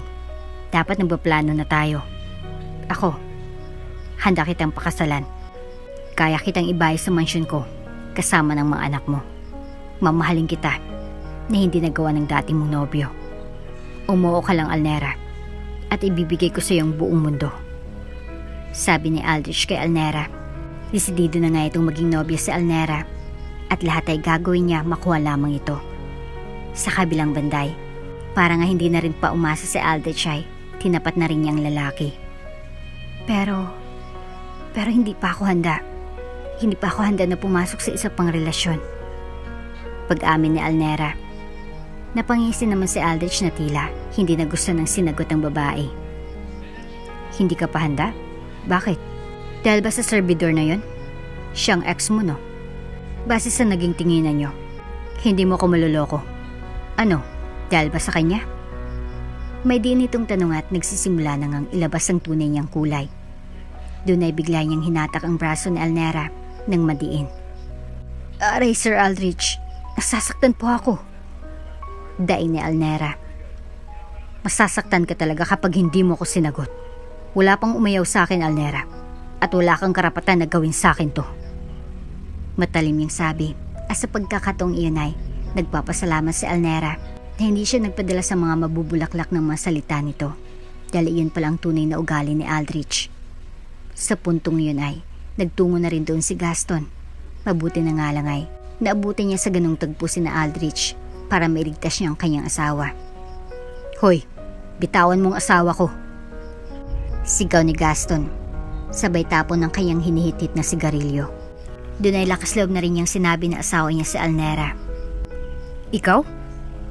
Paggalit na tanong naman ni Aldrich, saka patabog na inalis ang kanyang kamay sa pagkakapit kay Alnera. Gaston? Sambit ni Alnera, saka inagaw na rin ni Gaston ang kanyang kamay. Tara na, honey, uwi na tayo. Sabi ni Gaston habang nakatitig pa rin kay Aldrich ng matalim. Gumising naman si Aldrich at ngayon ay nakaramdam na ng galit kay Gaston maging kay Alnera. Matapang ka para kalabanin ako. Sisiguraduhin kong magsisisihan mo ito. Pagbabanta ni Aldrich, saka umalis na rin sina Gaston at Alnera. Nang makasabay na sina Alnera at Gaston sa sasakyan ay doon na nag-usisa si Alnera sa lalaki. Uwi na tayo. Kukunin na natin ang mga bata. Nagmamadaling sabi ni Gaston. Gulong-gulo na rin nga si Alnera sa mga nangyayari at sa mga ikinikilos na ito ni Gaston. Bakit? Ano bang nangyayari, Gaston? At saka hindi mo naman alam kung saan kami nakatira ngayon. Anas ni Alnera.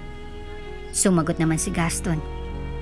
Kina Gladys, araw-araw ko kayong binabantayan. Pagtatapat niya. Lumuwag ang reaksyon ng mukha ni Alnera sa sinabing yun ni Gaston.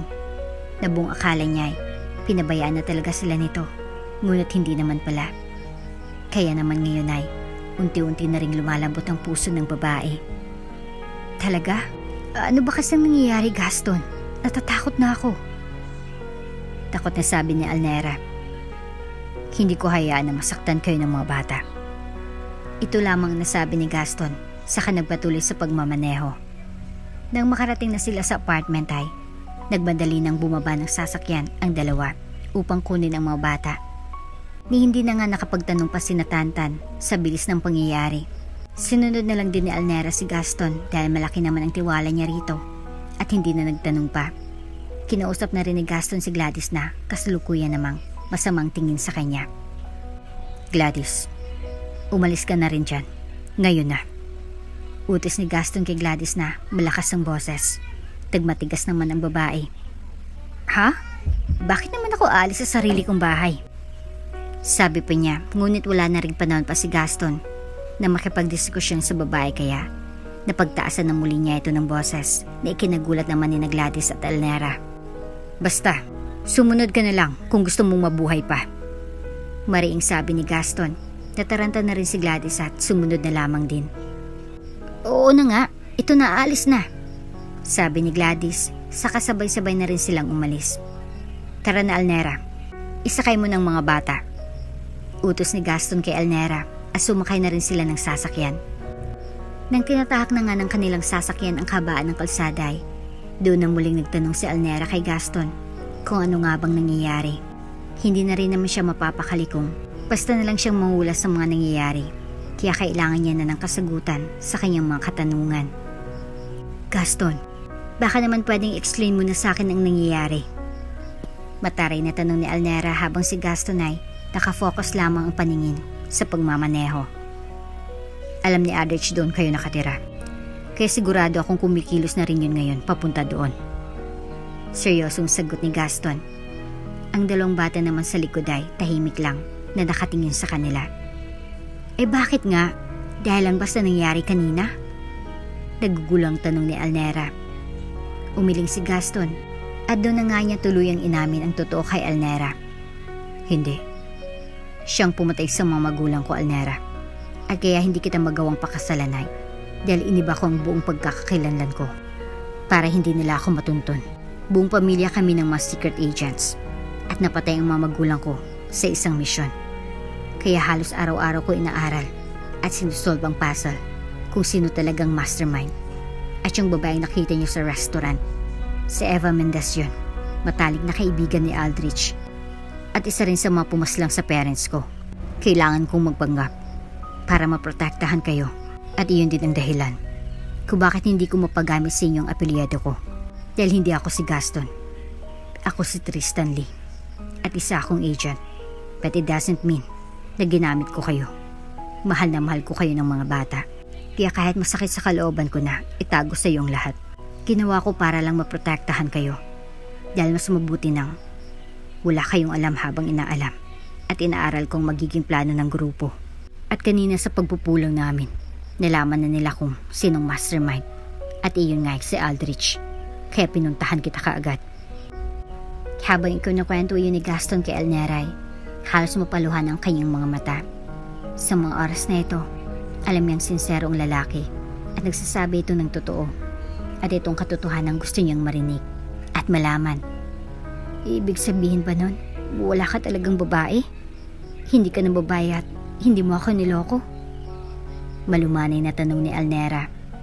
Napangisip naman si Gaston. Elnera, gwapo lang ako pero hindi ako babaero. Ikaw lang minahal ko at mamahalin ko hanggang sa huling hininga ko. Ikinatuwa ni Elnera ng sobra ang sinabing iyon ni Gaston. Kaya naman, sa halip na sumagot siya, ay sinunggaban niya na kaagad ng halik si Gaston sa labi. Namilog naman ang mga mata ni Tantan, sabay itinakip ang kanyang mga kamay sa mga mata ng kanyang kapatid na si Marie. Hindi na nga alintana pa ni Elnera kung nagdadrive man si Gaston, basta ang gusto lang niya ay mahalikan muli ito at maiparamdam na mahal pa rin niyang lalaki. Teka, mababangga tayo, sabi naman ni Gaston habang nakayakap pa rin sa kanya si Elnera. Napapangiti na nga lang siya dahil sobrang namiss din niya ang ganitong paglalambing ni Elnera. Sorry Gaston, sorry kung pinagdudahan kita. Mahal na mahal kita. Mahal na mahal kita Gaston. Mahinang sabi ni Elnera kay Gaston at sinagot naman ito kaagad ng lalaki. Mahal na mahal ko rin kayo ng mga bata. Mahina niyang sabi. Samantala, mabilis na rin silang nasundan ng grupo ni na Aldrich. Ayun sila. Sundan nyo. Cornerin nyo. Sigaw ni Aldrich sa kanyang matauhan at halos naabutan na rin niya ang mga ito dahil ilang sasakyan din silang humahabol kina Gaston. Ikaw pala si Tristan Lee. Bastardong lalaki.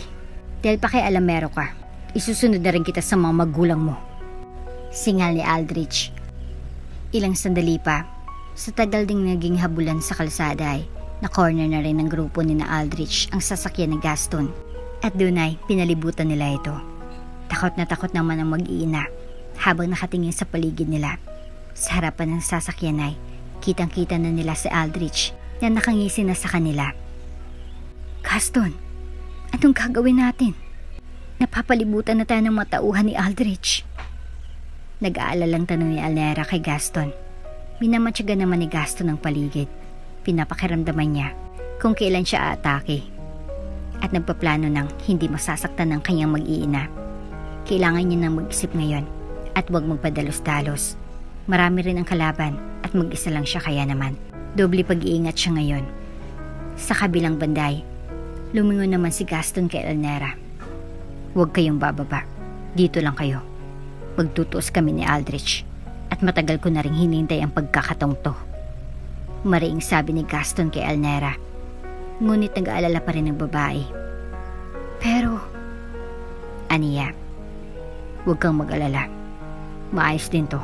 Basta huwag kayong bababa. Sabi naman ni Gaston sa kahinalikan na sa kanyang noo si Elnera. Mag-iingat ka. Nag-aalala namang sabi ni Elnera at doon ay bumaba na rin si Gaston. Halos magkasabay lang din sila nang bumaba ni Aldrich. Kaya naman ngayon ay magkapanalubong na ang kanilang mga tingin. Tristan Lee, ikaw pala yan? Ang pinakatago-tagong nag-iisang anak ng mga Lee? Ano? Namimiss mo na bang mga magulang mo? Gusto mo na bang sumunod sa kanila? O gusto mo munang makipaglaro? Nakangising sambit ni Aldrich na tila nang aasar pa.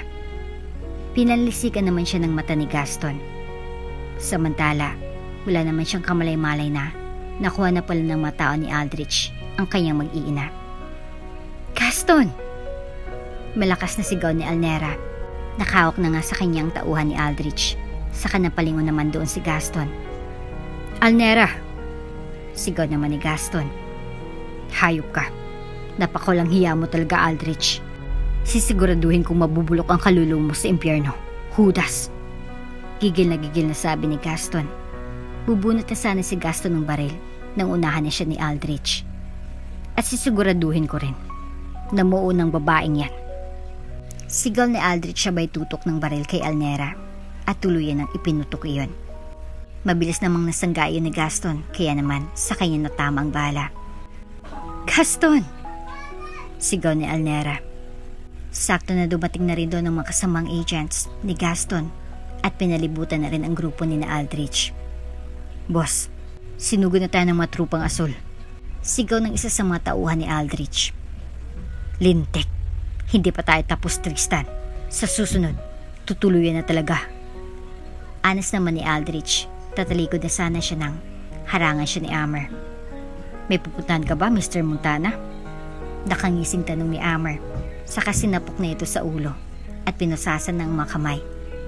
Inuna na rin nilang sagipin si Gaston upang dalhin na sa ospital kasamang kanyang mag-iina. Makalipas ang ilang linggo ay umayos na ng pakiramdam ni Gaston na mabuti na lang at nadaplisan lamang ng balang kanyang balikat. Nakakulong na rin si Aldrich kasama yung Eva at ang kanyang matauhan dahil sa mga ebidensyang inilabas ni Gaston na lalong nagpadiin kay Aldrich. Nakalabas na rin siya ng ospital at ngayon ay kausap niya na ang kanyang abogado. Pwede na bang isalin sa iyo, Mr. Tristan, ang mga naiwang pamana sa iyo ng mga yumao mong mga magulang? Tanong ng abogado kay Tristan. Naroon din si Alnera at nakikinig sa kanilang usapan. Hindi nga siya makapaniwala na ganito pala kayaman si Gaston na si Tristan na ngayon na akala niya dati ay ordinaryong lalaki lang talaga. Hindi muna. May kailangan pa akong gawin.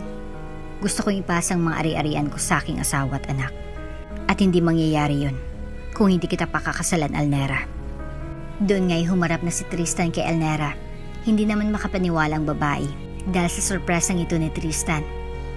Ano? Okay na sa akin, honey, kung... Alnera, patawarin mo ako kung hindi kita kaagad nabigyan ng magandang dahilan noon kung bakit hindi kita mapakasalan. Kahit gustuhin ko man ay hindi talaga maaari. Kaya ngayon, matutupad na rin ang aking matagal na ipinaplano. Sa inyo ni Tantan ko balak isalin at ipangalan ang mga properties ko. At ngayon, Alnera, honey, will you marry me?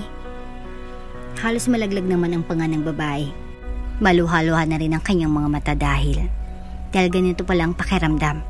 Ganito pala ang pakiramdam ng yayain ka ng kasal ng taong pinakamamahal mo.